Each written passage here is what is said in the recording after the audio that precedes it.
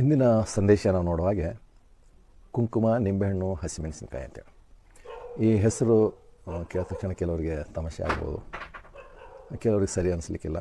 ಆದರೆ ಈ ಒಂದು ವಿಷಯ ಯಾಕೆ ನಾವು ನೋಡ್ತಿದ್ದೇವೆ ಅಂದರೆ, ಕೆಲವು ದಿವಸಗಳಿಂದ ನಾವು ದೆವ್ವಗಳ ಬಗ್ಗೆ ನಾವು ನೋಡ್ತಿದ್ದೇವೆ.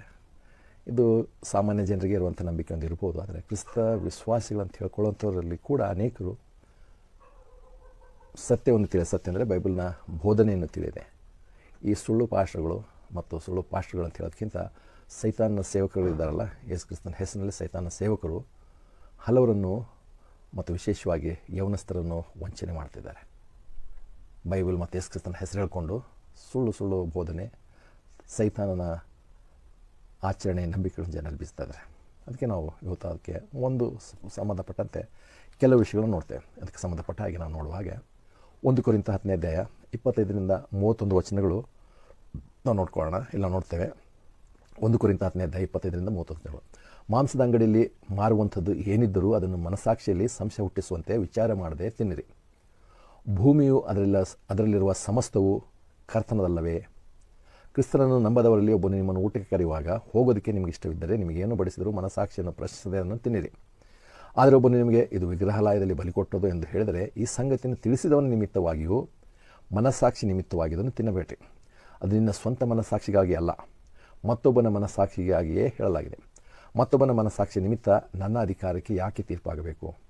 ನಾನು ಕೃತಜ್ಞತಾ ಸ್ತುತಿಯೊಡನೆ ಊಟ ಮಾಡಿ ದೇವರನ್ನು ಸ್ತುತಿಸಿದ ಮೇಲೆ ಆ ಪದಾರ್ಥಗಳ ನಿಮಿತ್ತ ನನಗೆ ಯಾಕೆ ದೂಷಣೆ ಆಗಬೇಕು?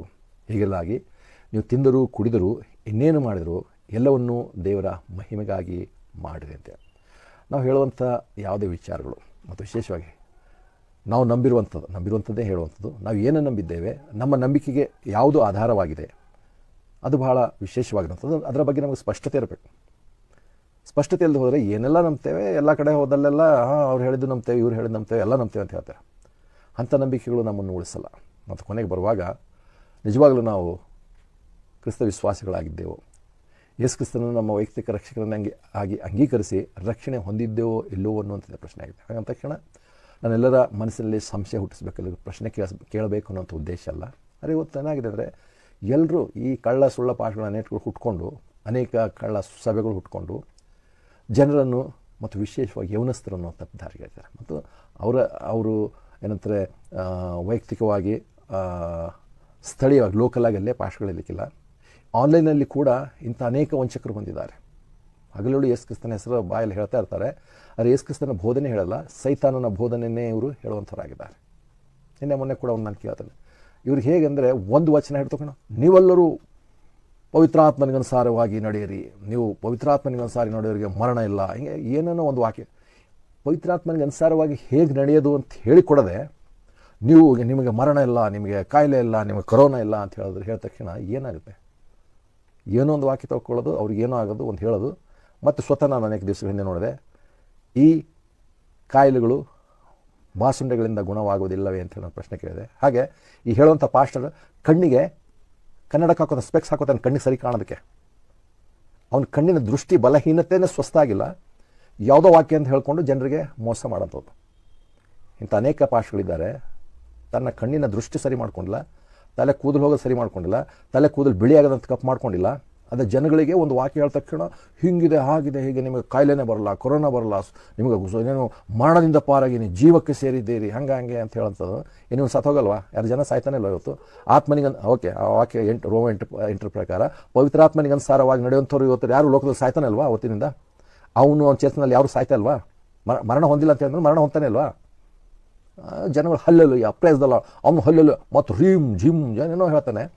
ಇಂಥವರು ಅವನೇನೋ ಹೇಳಿ ನಮ್ಮ ಜನಗಳಿಗೆ ಇಂಗ್ಲೀಷ್ ಭಾಷೆಯಲ್ಲಿ ಕನ್ನಡ ಪದಾರ್ಥಗಳು, ಕುಂಕುಮ, ನಿಂಬೆಹಣ್ಣು ಮತ್ತು ಮೆಣಸಿನಕಾಯಿ ಬಗ್ಗೆ ಇಷ್ಟೊಂದು ಭಯಪಡ್ತಾರೆ ಅನ್ಸೋದು.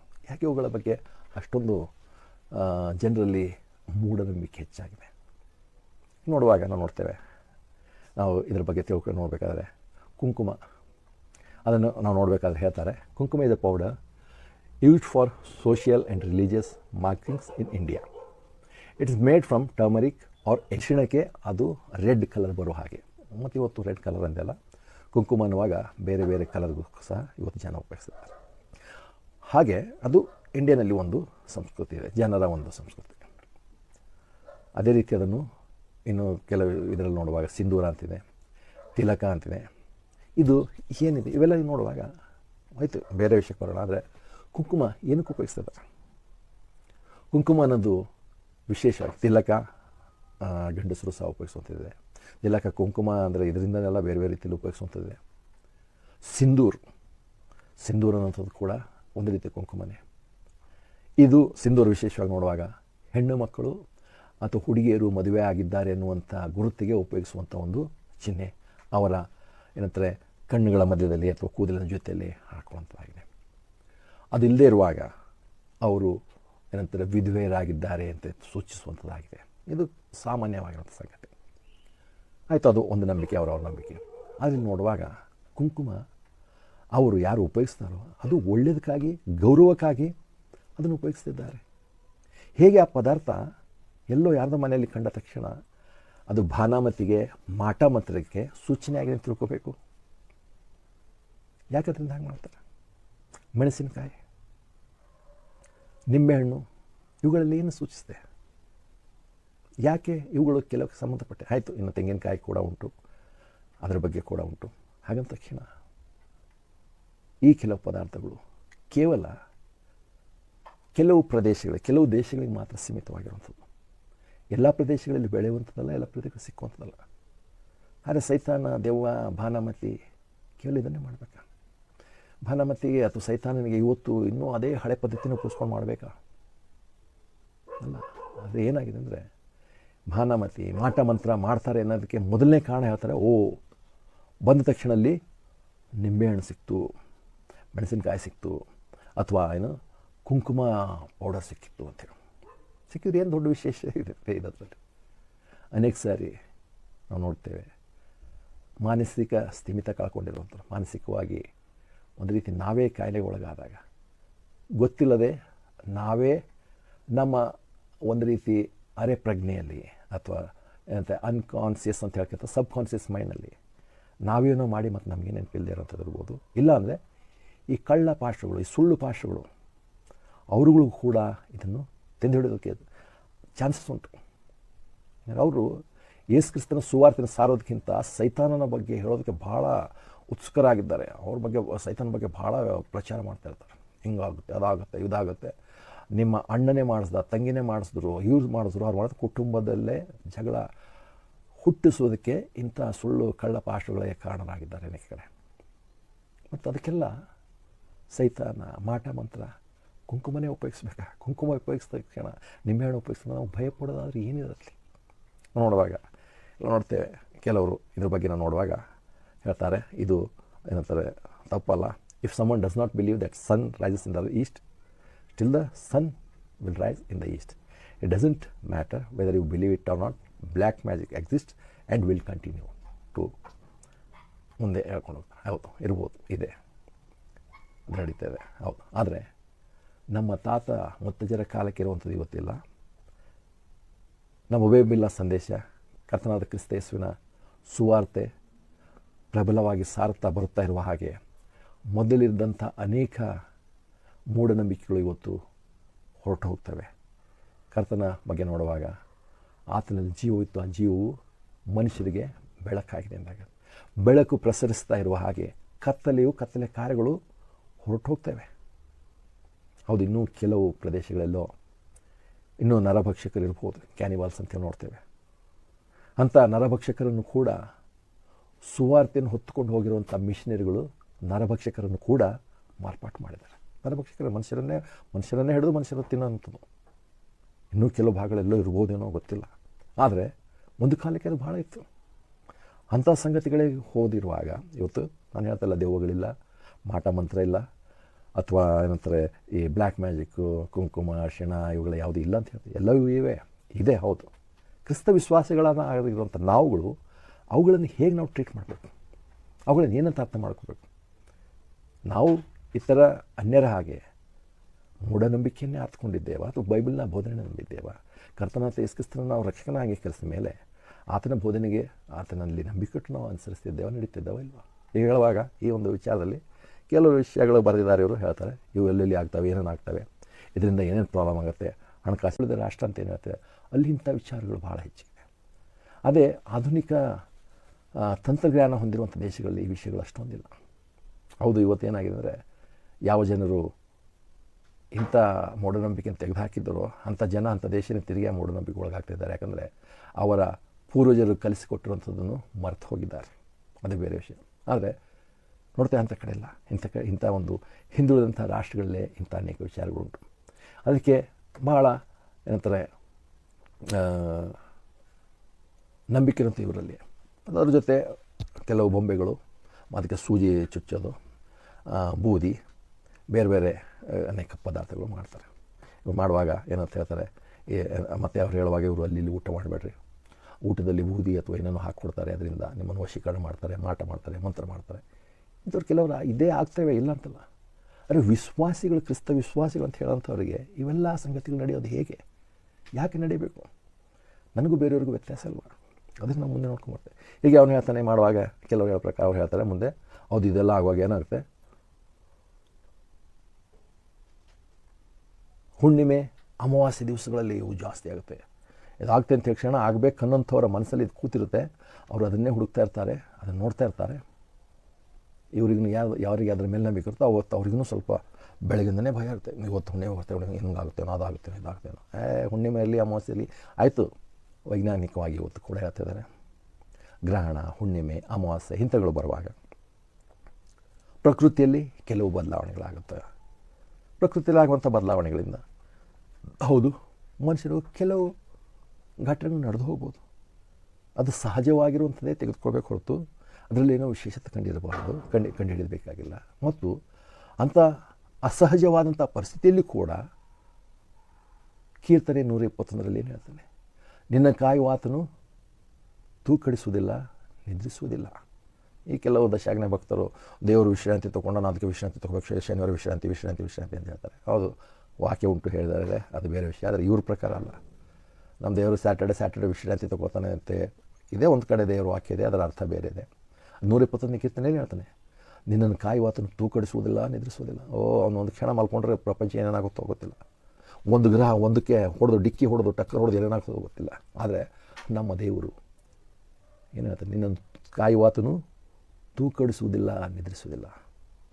ಹಗಲಿರುಳು ಆತನು, ಅದಕ್ಕೆ ಆತನನ್ನು ಅಂಥವನನ್ನೇ ದೇವರು ಅಂತ ಕರಿತೇವೆ. ಇಲ್ಲಲ್ಲ ಈ ಮಾಸದಲ್ಲಿ ಇಂಥದ್ದು ಮಾಡ್ಬೋದು, ಈ ಗ್ರಹಣದಲ್ಲಿ ಇಂಥದ್ದು ಮಾಡ್ಬೋದು, ಈ ಗ್ರಹ ಬಂದಾಗ ಇದಾಗಬಾರ್ದು, ಈ ದಿನ ಕೆಟ್ಟದ್ದು, ಈ ದಿನ ಒಳ್ಳೆಯದು. ಏನು ದೇವರು ಒಂದು 4 ದಿವಸ ದೇವರು, ಒಂದು 2 ದಿವಸ ಸೈತಾನ ಉಂಟು ಮಾಡಿದಾನ? ಹಾಗೇನಾದ್ರೂ ಇದ್ದರೆ ಪರವಾಗಿಲ್ಲ, ಈ ಸೈತಾನ ದಿವಸ ಅಂತ ಹೇಳ್ಬೋದು. ಅಲ್ಲ, ಹಾಗಿಲ್ಲದಿರುವಾಗ ಇಂಥ ಮೂಢನಂಬಿಕೆ ಯಾಕೆ? ಅದಕ್ಕೆ ಹುಣ್ಣಿಮೆ, ಅಮಾವಾಸ್ಯೆ ಅಥವಾ ಬೇರೆ ಬೇರೆ ಗ್ರಹಣ ಅವು ಅಂತ ಹೇಳ್ತಾವಲ್ಲ, ಇವೆಲ್ಲ ಬರುವಂಥದ್ದು ಅನೇಕ ಸಾರಿ ಅದರಿಂದ ಕೆಲವು ಘಟನೆಗಳಾಗ್ಬೋದು. ಆದರೆ ಅವುಗಳನ್ನು ಕೂಡ ನಿಯಂತ್ರಣಿಟ್ಟುಕೊಂಡು ಅವುಗಳ ಮೇಲೆ ಕಾರ್ಯ ಮಾಡುವಂಥ ನಮ್ಮ ದೇವರಾಗಿದ್ದಾನೆ.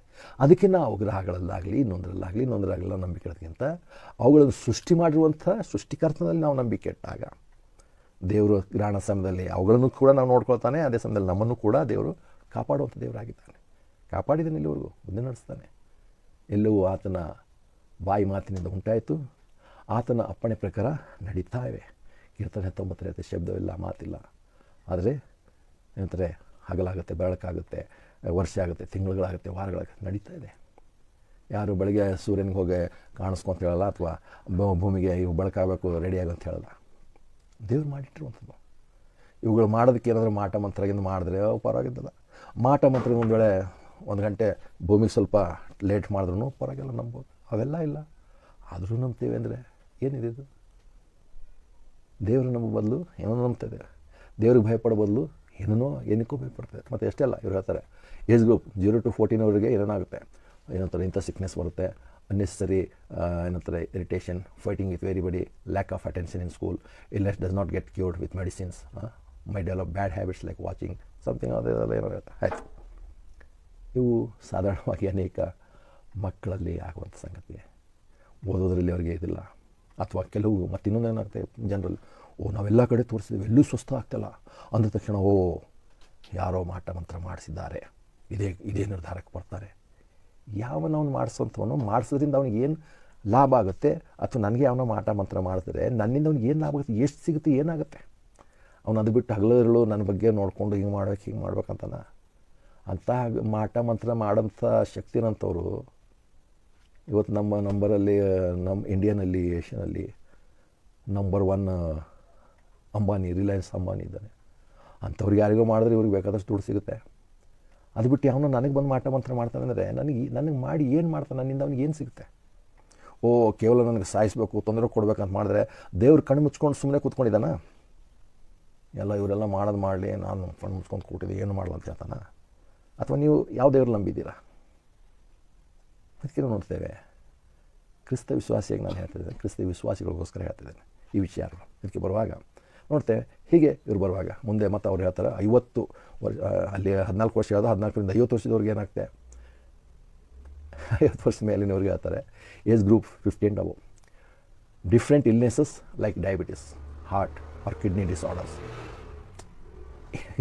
ಇದು ಇವತ್ತು ಡಯಾಬಿಟಿಸ್ 20-25 ವಯಸ್ಸಿನಿಂದ ಶುರುವಾಗ್ತದೆ.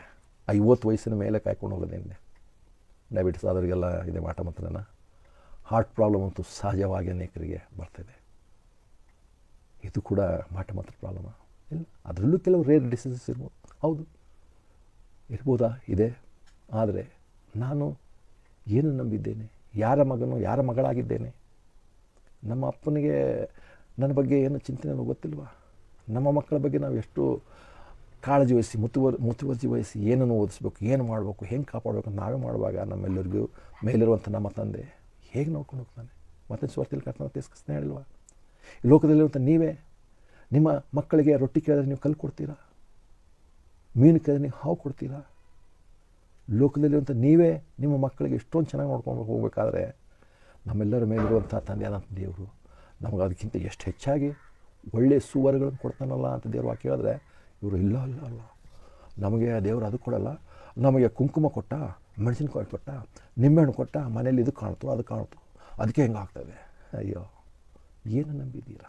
ಅದಕ್ಕೆ ನೋಡ್ತೇವೆ ಇವರೆಲ್ಲ ಅಂದರೆ ಇಂಥ ವಿಷಯಗಳು ಹೇಳ್ಕೊಂಬರ್ತಾರೆ ಅಂತ ತಕ್ಷಣ ನಾನು ಇಷ್ಟೊಂದು ವಿಷಯಗಳು ಹೇಳಬೇಕಾಗಿಲ್ಲ, ಮತ್ತು ಅನೇಕ ವಿಷಯಗಳು ಇನ್ನೂ ಉಂಟು. ಆದರೆ ನಾನು ಅವೆಲ್ಲಗಳ ಬಗ್ಗೆ ಹೇಳಬೇಕಾಗಿಲ್ಲ, ಮತ್ತು ಈ ವಿಷಯಗಳ ಬಗ್ಗೆ ನಾನು ಹೆಚ್ಚನ್ನು ಸ್ಟಡಿ ಮಾಡಿ ಅದ್ರ ಬಗ್ಗೆ ಎಕ್ಸ್ಪರ್ಟಾಗಿ ನಿಮ್ಗೆ ಹೇಳಬೇಕಾಗಿಲ್ಲ. ಯಾಕಂದರೆ ಅದರಲ್ಲಿ ಅವುಗಳನ್ನು ತಿಳ್ಕೊಳ್ಳೋದು ವೇಸ್ಟ್ ಆಫ್ ಟೈಮ್. ಅದಕ್ಕಿಂತ ನಾವು ದೇವರ ವಾಕ್ಯ ಇದ್ದರೆ ಅದಕ್ಕಿಂತ ಹೆಚ್ಚಾಗಿ ಅನೇಕ ವಿಷಯಗಳು ನಾವು ತಿಳ್ಕೊಳ್ತೇವೆ. ಆದರೆ ಸಂಕ್ಷಿಪ್ತವಾಗಿ ಕೆಲವು ವಿಷಯಗಳು ಅದಕ್ಕೆ ಸಂಬಂಧಪಟ್ಟಂತೆ ಹೇಳೋದಕ್ಕೆ ಇಷ್ಟಪಡ್ತೇನೆ. ಅಷ್ಟೊಂದು ಪಡಿಸೋದಕ್ಕೆ ಇಷ್ಟಪಡ್ತೇನೆ. ಯಾಕಂದರೆ ನಮ್ಮಲ್ಲಿ ಅನೇಕರಿಗೆ ಇಂಥದ್ದಾಗಿರುವಾಗ, ಈ ವಿಷಯಗಳು ನಮಗೆ ಬಂದಿರುವಾಗ, ಯಾಕೆ ಮಾಟ ಮಂತ್ರದಿಂದ ಕೆಲವರು ಬಂದು ನಮ್ಮನೇಲಿ ನಿಂಬೆಹಣ್ಣು ಹಾಕೋದಾಗಲಿ, ಕುಂಕುಮ ಇಡೋದಾಗಲಿ, ಮೆಣಸಿನ್ಕಾಯಿ ಇಡೋದಾಗಲಿ, ಇವೆಲ್ಲ ಮಾಡಿದ್ರೆ ಏನು ಪ್ರಯೋಜನ? ಹೌದು, ನಾನು ರೋಡಲ್ಲಿ ಹೋಗಿ ನಮ್ಮ ಸ್ನೇಹಿತರ ಜೊತೆ ಹೋಗ್ತಾರೆ, ಮೆಣಸಿನ್ಕಾಯಿ ನಿಂಬೆಹಣ್ಣು ಅಲ್ಲೇ ಹಾಕಿದರು. ಮತ್ತು ಇಲ್ಲಿ ನಾನು ಹೇಳ್ತಾನೆ, ನೀವು ಬಿಡಿಸ್ಬೇಕಂದ್ರೆ ಯಾರಿಗೆ ಅದು ಪ್ರಾಬ್ಲಮ್ ಆಗಿದೆ ಅವ್ರ ಮೇಲೆ 7 ಸಾರಿ ಅದನ್ನು ಏನಂತ ನಿವಾಳಿಸಿ ಅದನ್ನು ತೊಗೊಂಡು ಹೋಗಿ 4 ರೋಡ್ ಬರೋಂಥ ಜಾಯ್ನ್ ಆಗಲ್ಲಿ ಹೋಗಿ ಹಾಕಬೇಕು. ಉದ್ದೇಶ ಏನು? ನಿಮ್ಮಿಂದ ಪರಿಹಾರ ಆಯಿತು ಅಂದರೆ ಯಾರ್ದು ಹಾಟ್ ಹೋಗ್ತಾರೋ ಅವ್ರಿಗೆ ಆಗಬೇಕಂತೆ. ಅಂದರೆ ಅದು ಹಾಗೆ ಸುಮ್ಮನೆ ಹೋಗಲ್ಲ. ಇಂಥ ಕಥೆಗಳು ನಮ್ಮ ಕೊಡಿರ್ತಾರಲ್ಲ ಅವರಿಗೆ ಪರವಾಗಿಲ್ಲ. ಈ ಬೈಬಲ್ ನಮ್ಮಂಥವ್ರಿಗೂ ಇದು ನಂಬಿಕೆ ಇದೆ ಅಂದರೆ ಏನು ಬೈಬಲ್ ನಂಬಿದ್ದೀರಾ? ನಾನು ದಾಟುವಾಗ ಒಬ್ಬನ ಓದ್ತಿದ್ದೆ, ದಾಟ್ಬೇಡ ಕೆಟ್ಟದಾಗ್ತೈತೆ, ಸುಮ್ಮನಿರಪ್ಪ, ಬೇಕಿದ್ರೆ ನಿಮ್ಮೆಣ್ಣು ತೊಗೊಂಡು ನಾನು ರಸ ಮಾಡ್ಕೊಂಡು ಕುಡಿಲ್ಲ ಅಂತ ಕೇಳಿದೆ. ಆದರೂ ಬೇಡ, ಯಾಕೆ ಗೊತ್ತಾ? ಭಯಪಡೋಕ್ಕಲ್ಲ. ನಾನು ತೊಗೊಂಡ್ರೆ ಅವನಿಗಾಗಲಿ ಅಥವಾ ರೋಡಲ್ಲಿ ಹೋಗೋರಿಗೆ ಏನಾಗ್ತದೆ, ಇವನಿಗೆ ಅಂಗಡಿಯಲ್ಲಿ ₹1-2 ನಿಮ್ಮೆಣ್ಣು ಸಿಕ್ಕಿಲ್ವ ಅಂತಾರೆ. ಆ ವಿಷಯ ಬೇರೆ. ಆದರೆ ಅವುಗಳಿಂದ ಏನಾಗುತ್ತೆ? ಯಾಕೆಂದರೆ ನಾವು ನೋಡಿದಿಲ್ಲ ಮೊದಲಿನ ವಾಕ್ಯಗಳಲ್ಲಿ, ಮುಂದಿನ 1 ಕೊರಿಂಥದಲ್ಲಿ 15 ನೋಡಿದೇವಲ್ಲ ವಾಕ್ಯ. ದೇವ್ರ ಕೃತಜ್ಞತಾ ಸ್ತುತಿ ಮಾಡಿ ಎಲ್ಲ ತಿಂದಮೇಲೆ ಎಲ್ಲ ಒಳ್ಳೆಯದೇ, ದೇವ್ರ ಆಶೀರ್ವಾದನೇ ಇದೆ. ಯಾವುದರಲ್ಲಿ ಏನು ಮಾಡೋಕ್ಕೆ ಸಾಧ್ಯ ಇಲ್ಲ ಯಾರು. ಹೌದು, ಕೆಲವು ವಿಷಯಗಳುಂಟು. ಪಾಯ್ಸನ್ ಇದೆ, ಪಾಯ್ಸನ್ ನಾವು ತಿನ್ನಬೇಕಾಗಿಲ್ಲ, ಸೇವಿಸಬೇಕಾಗಿಲ್ಲ. ನಂಬಿಕೆ ಪರೀಕ್ಷೆ ಮಾಡೋದಕ್ಕೆ ದೇವ್ರ ಮೇಲೆ ಚಾಲೆಂಜ್ ಮಾಡಿ ಅಥವಾ ಇನ್ನೊಬ್ರಿಗೆ ಚಾಲೆಂಜ್ ಮಾಡಬೇಕಾಗಿಲ್ಲ. ಹೌದು, ಅದ್ರ ಬಗ್ಗೆ ನಾವು ಮಾರ್ಕನ ಸುವಾರ್ತೆ 14ನೇ ವರ್ಷ ನೋಡಿದ್ದೇವೆ. ಎಂದರೆ ಅಪೊಸ್ತಲ ದೇವರು ಅದನ್ನು ಕೂಡ ಹೇಳಿದ, ಒಂದು ವೇಳೆ ನೀವು ವಿಷಯವನ್ನು ಕುಡಿದ್ರೂ ಕೂಡ ನಿಮಗೇನಾಗಲ್ಲ, ಸರ್ಪವು ಕೂಡ ನಿಮಗೆ ಯಾವ ಕೇಡು ಮಾಡಲ್ಲ ಅಂತ ದೇವ್ರ ವಾಕ್ಯ ಹೇಳಿದುಂಟು. ಅದನ್ನು ದೇವರ ಅಪೊಸ್ತಲರ ಕಾಲದಲ್ಲಿ ಅಪೊಸ್ತಲಿಗೆ ಆ ಕಾರ್ಯವನ್ನು ನಿರ್ವಹಿಸಿದ್ದಾನೆ. ಅಷ್ಟೇ ಅಲ್ಲ, ಇವತ್ತು ಕೂಡ ನಾವೇನಾದರೂ ಅಂಥದ್ದಾದರೂ ಕೂಡ ದೇವರು ಅದರಿಂದ ನಮ್ಮನ್ನು ಬಚಾವ್ ಮಾಡಲು ದೇವರು ಶಕ್ತನಾಗಿದ್ದಾನೆ. ಇವತ್ತೇನು ದೇವ್ರ ಶಕ್ತಿ ಕಡಿಮೆ ಆಗಿಲ್ಲ. ಆದರೆ ದೇವ್ರು ಹಾಗೆ ಮಾಡ್ತೇನೆ ಅಂತ ಹೇಳಿ ನಾವು ಅದನ್ನು ಯಾವಾಗಲೂ ಮಾಡಬೇಕಾಗಿಲ್ಲ. ಆದರೆ ನಾನು ಹೇಳ್ತೇನೆ, ಇವತ್ತು ನಾವು ಅಂಥದಕ್ಕೆ ಬಗ್ಗೆ ಭಯಪಡಬೇಕಾಗಿಲ್ಲ. ಇವತ್ತು ನಾವು ನೋಡ್ತೇವೆ, ಇವತ್ತು ನಮ್ಮ ಭಾರತ ದೇಶದಲ್ಲಿ ಪೆಗಾಸಸ್ ಬೇರೆ ಬಗ್ಗೆ ಏನಂತಾರೆ, ಪಾರ್ಲಿಮೆಂಟ್ರಿ ಭಾಳ ಅಲ್ಲ ಕೊಲ್ಲಲಾಯಿತು. ಸುಪ್ರೀಂ ಕೋರ್ಟ್ಗೆ ಇವಾಗ ಆಪೋಸಿಷನ್ ಪಾರ್ಟಿನವರು ಏನಂತಾರೆ ಅರ್ಜಿ ಸಲ್ಲಿಸಿದ್ದಾರೆ. ಇದರಲ್ಲೇನಿದೆ? ಅವರು ಒಂದು ಸಾಫ್ಟ್ವೇರ್ ಅಥವಾ ಒಂದು ಕಂಪ್ನಿ ಇದೆ, ಅವ್ರು ಏನು ಮಾಡ್ತಾರೆ, ಮೊಬೈಲನ್ನು ಅವರು ಹ್ಯಾಕ್ ಮಾಡಿ ಮೊಬೈಲಿಂದ ಅವ್ರ ಕ್ಯಾಮ್ರಾ ಫೋನ್ ಆಫ್ ಇದ್ರೂ ಏನು ಮಾಡಿದ್ರು, ಮೊಬೈಲ್ ಕ್ಯಾಮ್ರಾದಿಂದ ನಿಮ್ಮೆಲ್ಲ ವಿಷಯಗಳನ್ನು ಅವರು ತಿಳ್ಕೊಳ್ತಾ ಇರ್ತಾರೆ, ನೋಡ್ತಾ ಇರ್ತಾರೆ, ವೀಕ್ಷಣೆ ಮಾಡ್ತಾ ಇರ್ತಾರೆ. ನಿಮ್ಮ ಕಾಂಟ್ಯಾಕ್ಟ್ಸ್ ಬಗ್ಗೆ, ನೀವು ಮಾಡುವಂಥ ಕಾರ್ಯಗಳ ಬಗ್ಗೆ, ನಿಮ್ಮ ಸಂಭಾಷಣೆ ಬಗ್ಗೆ, ನೀವೆಲ್ಲ ಹೋಗ್ತಾರೆ, ಏನು ಮಾಡ್ತಾರೆ, ಎಲ್ಲ ವಿಷಯ ಅವ್ರ ಮುಂದೆ ಬಯಲಾಗಿದೆ, ಬೆತ್ತಲೆಯಾಗಿದೆ ಅಂತ ಹೇಳ್ತಾರೆ. ಇದ್ಯಾವುದರಿಂದ? ಆ ಒಂದು ಸಾಫ್ಟ್ವೇರಿಂದ, ಆ ಒಂದು ಏನಂತಾರೆ ಸ್ಪೈ ಏಜೆನ್ಸಿಯಿಂದ ಇಂಥ ಕಾರ್ಯಗಳನ್ನು ಮಾಡ್ತಿದ್ದಾರೆ. ಇದ್ರ ಬಗ್ಗೆ ಎಲ್ರಿಗೂ ಚೆನ್ನಾಗಿ ಗೊತ್ತುಂಟು. ಪಾಪ ಯಾಕೆ ಅವರು ಇಂಥ ಸಾಫ್ಟ್ವೇರು, ಇಂಥ ಏಜೆನ್ಸಿ ಮಾಡಬೇಕಿತ್ತು? ಈ ಭಾನುಮತಿ ಮಾಟ ಮಂತ್ರ ಮಾಡೋರಿಗೆ ಕಾಂಟ್ರಾಕ್ಟ್ ಕೊಟ್ಬಿಟ್ರೆ ಅವರೆಲ್ಲ ನೋಡ್ಕೊಂಡು ಮಾಡ್ಬೋದಿತ್ತಲ್ಲ ಎಲ್ಲ. ಏನು ಪ್ರಪಂಚದಲ್ಲಿ ಪಾಪ ಅವ್ರಿಗೆ ಗೊತ್ತಿಲ್ಲ, ಇಲ್ಲೇ ಗೊತ್ತಿಲ್ಲ, ಇಲ್ಲಿದ್ದವ್ರು ಅದು ಮಾಡಬೇಕಲ್ಲ. ಅದಕ್ಕೆ ಇದು ಮಾಡ್ತಾರೆ, ಆಗುತ್ತೆ, ಹಾಗಾಗುತ್ತೆ, ಹೀಗಾಗುತ್ತೆ ಅಂತ ಹೇಳೋದಕ್ಕಿಂತ ಆಗಿದೆ ಅಂತ ನಾವು ಹೇಳ್ಕೊತೇವಲ್ಲ ಕೆಲವರು, ಅವರು ತಮ್ಮ ಬಗ್ಗೆ ಅವಲೋಕನೆ ಮಾಡ್ಕೋಬೇಕಾಗಿರೋಂಥದ್ದು.